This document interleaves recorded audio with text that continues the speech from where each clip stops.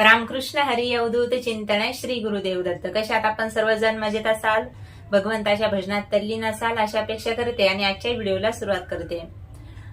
उत्तम असणारा पवित्र श्रावण महिना लवकरच सुरू होत आहे आणि श्रावण मास म्हटलं की मनाला अत्यंत उत्साह वाटतो आणि या महिन्यामध्ये भगवंताची भक्ती करायला सर्वांनाच आवडतं. व्रतवैकल्याचा हा महिना आहे आणि यामध्ये आपण खूप मोठ्या प्रकारच्या उपासना, सेवा, साधना, आराधना ज्याला जे आवडतं तो नित्यनेम आपण या महिन्यामध्ये करत असतो. भगवंताची कृपा मिळावी, साधू संतांचा आशीर्वाद मिळावा आणि आपल्या प्रपंचामध्ये सगळं काही चांगलं आणि मंगलमय घडावं यासाठी आपण या सर्व सेवा करत असतो. आपल्या पदरामध्ये पुण्य पडावं म्हणून आपण अनेक प्रकारच्या उपासना श्रावण महिन्यामध्ये करत असतो. पण एक महत्वाचा विषय आज मी आपल्याला सांगणार आहे.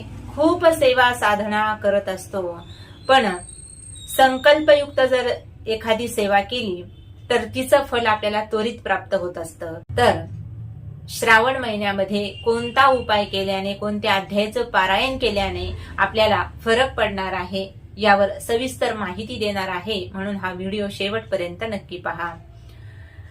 श्रावण महिन्यामध्ये शिवलीलामृताचं पारायण आपण करत असतो. आता नियम असा आहे, शिवलीलामृताचं पारायण या श्रावण महिन्यामध्ये प्रत्येक सोमवारी एक आवर्तन असं आपल्याला करायचं असतं. ज्यांच्याकडे वेळ आहे ते 21 सुद्धा पारायण या महिन्यामध्ये करतात.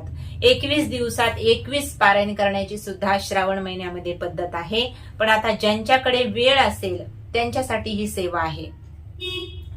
तुम्हाला जो काही त्रास असेल तो त्रास कमी होण्यासाठी ही सेवा आपण करत असतो. पण ज्यांच्याकडे अजिबात वेळ नाही, घरामध्ये आजारी व्यक्ती आहे, सर्व काही काम वगैरे आपल्यालाच करायला लागतं, जॉब आहे तुमचा किंवा व्यवसाय आहे स्वतःचा, कुणाला आईसाठी करायचं असेल, कुणाला वडिलांसाठी करायचं असेल, कुणाला पतीसाठी ही सेवा करायची असेल तर तुम्ही करू शकता. कुणाला मुलासाठी ही सेवा करायची असेल तरीही करू शकता. कारण आता आजार लहान मोठं पाहत नाही का? ही मुलगी आहे किंवा हा मुलगा आहे हे सुद्धा पाहत नाही. आजार हा कुणालाही होऊ शकतो आणि कधीही होऊ शकतो. म्हणून ज्यांच्या कुणाच्या घरामध्ये आजारपण आलेला असेल एखाद्याला, तर ते आजारपण त्वरित निघून जाण्यासाठी शिवलीलामृताचा जो 11वा अध्याय आहे, ज्याला रुद्राध्याय म्हटलं जातं, तर या अध्यायाचं पठण आपल्याला या महिन्यामध्ये करायचं आहे. आता ही सेवा संकल्पयुक्त करायची आहे, म्हणजेच आपल्याला त्वरित फल प्राप्त होणार आहे. तर सलग तुमच्याकडे जेवढा वेळ असेल तेवढी तुम्ही सेवा करू शकता. सोमवारी या अध्यायाचं पारायण आपल्याला सुरू करायचं आहे आणि त्यासाठी संकल्प घ्यायचा आहे. कशासाठी हा संकल्प घेत आहात पहिल्या दिवशी सांगायचं आहे. वेगळी पूजा वगैरे मांडणी काहीही करण्याची गरज नाही. आपल्या घरामध्ये महादेवाची पिंडी असतेच असते, तर त्या पिंडीला सगळं काही पंचोपचारे पूजा करून आपल्याला संकल्प घ्यायचा आहे पहिल्या दिवशी. आता संकल्प कसा घ्यायचा हे सगळ्यांना माहित आहे, त्यामुळे मी काही इथे सांगणार नाही. तर कशासाठी संकल्प घेत आहोत हे सुद्धा सांगायचं आहे आणि कशाचा घेत आहोत हे सुद्धा सांगायचं आहे.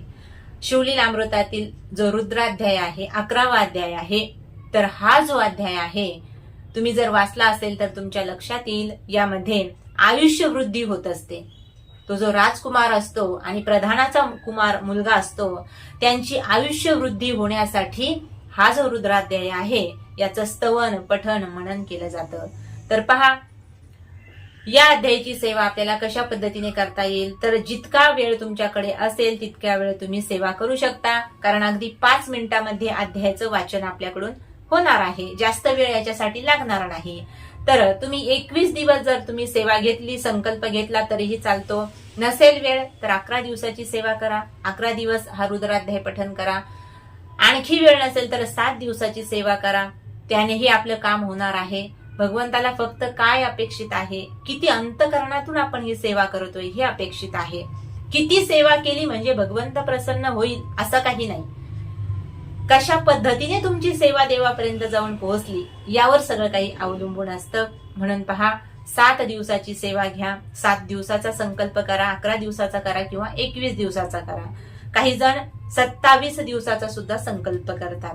ज्याला जशा पद्धतीने जमेल तशा पद्धतीने आपण या रुद्राध्यायाचे पठण या श्रावण महिन्यात जर केले तर खरोखर आपल्या जीवनातील जो रोग आहे तो निघून जाईल आणि आजारी व्यक्तीसाठी घरातल्या कुणीही याचं वाचन केलं तरी सुद्धा चालतं, काहीही फरक पडणार नाही. कुणीही वाचलं तरी चालतं. म्हणजेच मुलासाठी आईने वाचलं तरी चालतं, आईसाठी मुलाने वाचलं तरी चालतं, किंवा पतीसाठी पत्नीने याचं पठण केलं तरी सुद्धा चालतं, नाही का. सुनेने आपल्या सासू सासऱ्यांसाठी सेवा केली तरीही चालते. कुणीही ही सेवा करू शकतो, कुठल्याही प्रकारचं यामध्ये बंधन नाही. तर ही सेवा अत्यंत महत्वाची आहे आणि या श्रावण महिन्यामध्ये उत्तम मासामध्ये जर ही सेवा केली तर लवकरात लवकर ती सेवा आपली फलद्रूप होणार आहे. म्हणून या श्रावण महिन्यामध्ये रुद्राध्यायाचं पठण नक्कीच केलं पाहिजे. ज्यांना आयुष्य आपलं वृद्धिंगत व्हावं असं वाटत असेल तर त्यांनी ही सेवा नक्कीच केली पाहिजे. दुसरी गोष्ट अशी आहे, आपल्या जीवनामध्ये कधी काय होईल सांगता येत नाही. आपल्या जीवनातील अपघात टाळण्यासाठी, नाही का, गंडांतर योग दूर करण्यासाठी या रुद्राध्यायाचं पठण केलं जातं. तुमच्या घरात जर कुणीही आजारी नसेल तर मग त्यांनी पठण करायचं नाही का, तर त्यांनी सुद्धा पठण करायचं आहे. त्यांनी सुद्धा ही सेवा केली तरी सुद्धा चालते.